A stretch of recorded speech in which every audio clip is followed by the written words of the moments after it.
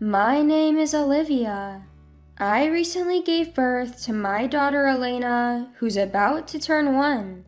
My husband has been incredibly supportive, especially since this is our first child. I'm very grateful for him. But there's a problem with my in-laws. My relationship with my mother-in-law Helen was already strained, leading us to a state of estrangement. Let me first talk about the incident that led us to this point. From the beginning, Helen and I never got along. Once I went to their home for a family meeting. I was greeted by balloons and decorations that were blatantly feminine, and the dinner menu was filled with ingredients I specifically said I couldn't tolerate. My husband was furious, and he deeply apologized to me when we got home. At that point, I was rethinking the whole marriage, but my husband desperately convinced me to proceed under certain conditions. Helen and I would only see each other during major life events. No shared meals. If we visit the in-laws, no overnight stays. If my husband wants to visit them during holidays, he goes alone. I would visit my own parents, and absolutely no sharing of our contact information. At the time of our marriage, it was already rare to have a landline at home, so fortunately, direct calls were never an issue. We decided that if these conditions were broken, I'd go back to my parents, and we would either sever ties with Helen or get a divorce. But Helen continued to create issues. Take our wedding, for example. We couldn't exactly not invite her. However, she showed up in a painfully inappropriate white mini dress. She was promptly escorted out by the staff and had to rejoin the ceremony in what I assume were her regular clothes. Every time she met relatives from my husband's side, she would complain. "I had that dress made for my son's wedding, but the bride complained. I want my money back." Everyone just awkwardly chuckled. No one blamed me, thankfully. In fact, they comforted me. She even tried to insert herself during the cake cutting ceremony and deliberately attempted to spill wine on my dress. She was removed from the venue midway, and my husband apologized to me profusely. My husband had been apologizing profusely to my parents and relatives. He kept saying, "It's so embarrassing to have a mom like that." Even my parents and relatives had seen Helen's erratic behavior. Some suggested we should reconsider the marriage, but after seeing my husband's sincere apologies and his regretful face, they felt he wasn't a bad guy. They even offered words of sympathy. Life was peaceful for a while. It was just the two of us in our new home. Then one day, something happened. I usually work from home and rarely go out. My husband knows this. It's been our style since we started dating. But Helen didn't like it one bit. She'd say things like, "You can't possibly be doing legitimate work from home. You must be up to no good, probably having men over." My husband defended me then, but Helen was not one to back down easily. She continued to sulk. Then came a day when I had an outside job and left the house. When I got back, something felt off. First of all, the door was unlocked. I thought we might have been robbed and called my husband. "Hey, you're still at work, right?" "Yeah, what's going on?" "I told you I had work outside today, right? I locked the door when I left, but now it's open." "Is someone inside?" I listened carefully. Footsteps. The sound of someone rummaging through our things. Someone's in the house. "Got it. I'm coming home. Go hide out at a nearby diner." I did as he said, waiting at a nearby diner. Minutes later, he called my cell. "I'm sorry." "What happened?" For a moment, I thought he was cheating, but the reality was worse. "Turns out my mom had made a copy of our house key." "Are you kidding me?" Apparently, Helen had stolen a key from his keyring when he visited home and had it duplicated. That sounds criminal. It's your fault for not giving me one in the first place. I heard Helen's voice in the background. I couldn't believe it. I had my husband hand her the phone. Listen, Helen. Clearly, you don't understand what being a daughter-in-law means. You should be begging me to come over any time. And you never visit on holidays or celebrate Mother's Day. You're even wearing flashy underwear. I was embarrassed and infuriated to realize she looked through my drawers. You're the one who's out of line. Liam had a hard time at our wedding because of you. You not only stole a key but snooped around our personal stuff. I'm done. I was considering still taking part in any family rites, but now I won't even bother with a funeral. I hung up and texted my husband. I can't stay in that house tonight. I'm going to a business hotel. Please clean up the house. If you can't deal with Helen, I'm going back to my parents. Within a minute, he texted back, I'm sorry, I'll take care of it. I want to cut ties too. From then on, it became taboo to bring Helen and me together at any family gatherings on my husband's side. When I was invited, Helen wouldn't be. And when Helen was there, I wouldn't go. In fact, ever since an incident at our wedding, the number of relatives who wanted Helen to attend had decreased. My husband often went in her place, so it wasn't a problem. This marked the end of my estrangement from Helen. But now we have a daughter, our first child, so we decided to reach out to my in-laws. All along, the silent party has been my father-in-law, George. He's quiet, for better or worse, and he can't stand up to Helen.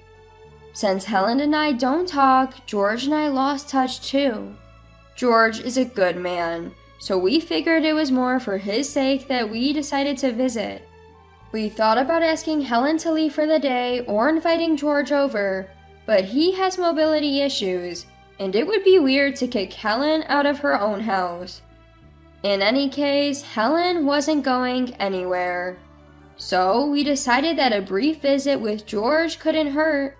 Things went surprisingly well during the visit.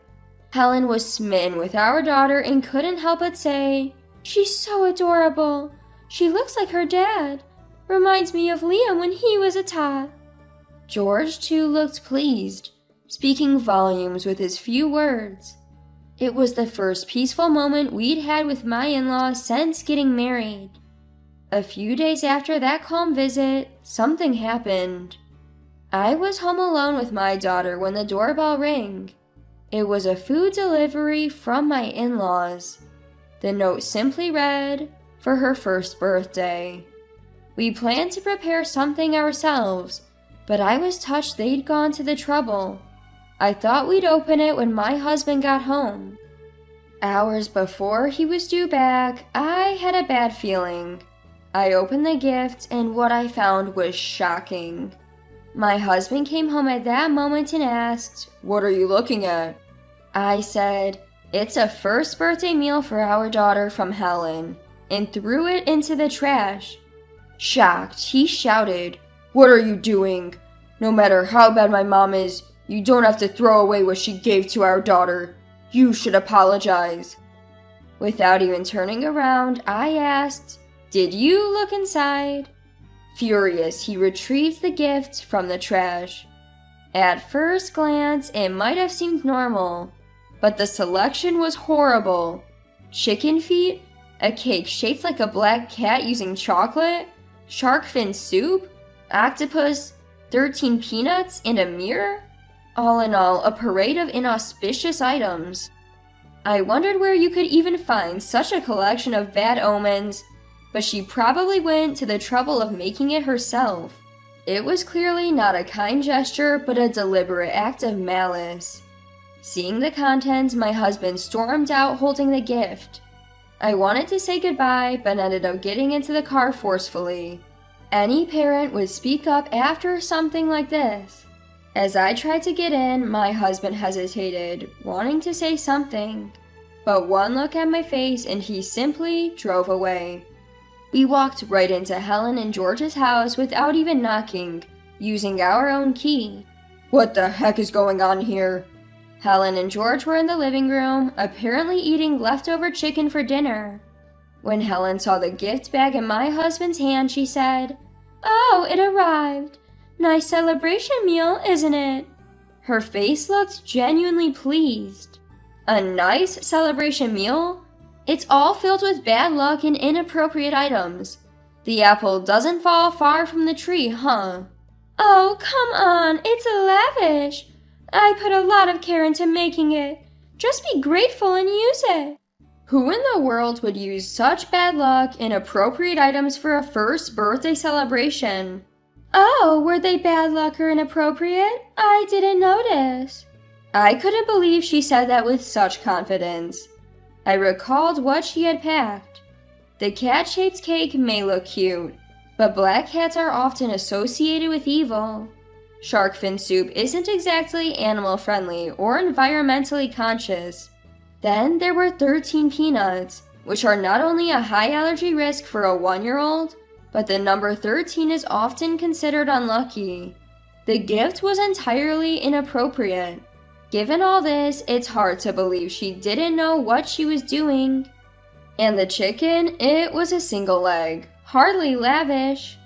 If they had simply sent their delicious fried chicken, it would have been a much better celebration gift. That's the crux of it.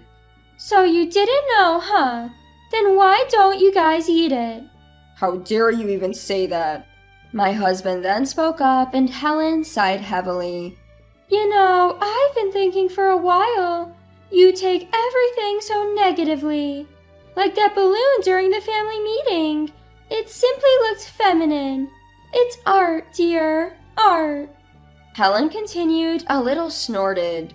And at the wedding, I wore a white dress because it suits me. There's no rule saying a mother can't wear white. As for the cake cutting, I just wanted one last memory. You two are the mean ones, always taking away my joys. With that, Helen gestured. You've been so spiteful, so give back the money spent on the dress and this celebration. I was so flabbergasted I couldn't speak, just stood there holding our daughter. Are you kidding me? I looked at my husband, whose face was red with anger. What? Ever since our wedding. No. For as long as I can remember, you've been embarrassing. You always sabotage events if you're not the center of attention. That's not true. My husband began recounting. It was the same during my own birthdays. She didn't want to do anything because she wasn't the center of attention. Even the birthday cakes were always what my mom liked. So I told her since elementary school that we didn't have to celebrate my birthday anymore. A young boy saying he didn't want a birthday celebration? He must have really disliked it. As he spoke, tears flowed down my husband's face. My mom would still force a birthday party every year, and even the gifts she chose were ultimately for herself. I later heard that the gifts my husband received were things like books that were more to Helen's taste, or craft supplies he would never use. Whenever he said he didn't need them, Helen would go, I thought it would be fun if we could use it together. Fine, I'll just keep it. That would get annoying. I thought I'd only have to put up with this stuff from her, but she started doing it to Olivia too. I can't take it anymore. I'm cutting ties. My husband declared. What are you talking about? You're our only child. What's going to happen to us? As if I care. I've done so much for you. What is she talking about? Everything Helen did was for herself. My husband felt the same way. All the things Mom's done, it's all for herself. She needs to be the star of any celebration, so I can't imagine any future event where she won't want to steal the spotlight. And that's just sad. That's not true. Helen was clearly rattled, but my husband's mind was made up. He then turned to George. Thanks for secretly buying me birthday gifts and taking me out to eat when Mom wouldn't celebrate my birthday. You! But I can't forgive that you didn't stop her from ruining our wedding or causing this whole mess. I won't let Olivia or our child see you if she doesn't want to." George looked down, saying nothing. "We're leaving and we're going to move. You won't hear from us or see us again, and we're not telling you where we're moving to." "Please rethink this." Helen was desperate and crying. "No can do.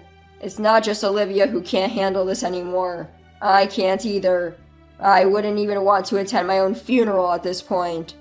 "How can you say such a thing?" "I hate it that much. I don't want to see you again. I'm sorry for everything until now. From here on out, it'll just be the three of us." Finally, I found my voice and tears of relief started to flow. "I'm sorry I couldn't understand earlier."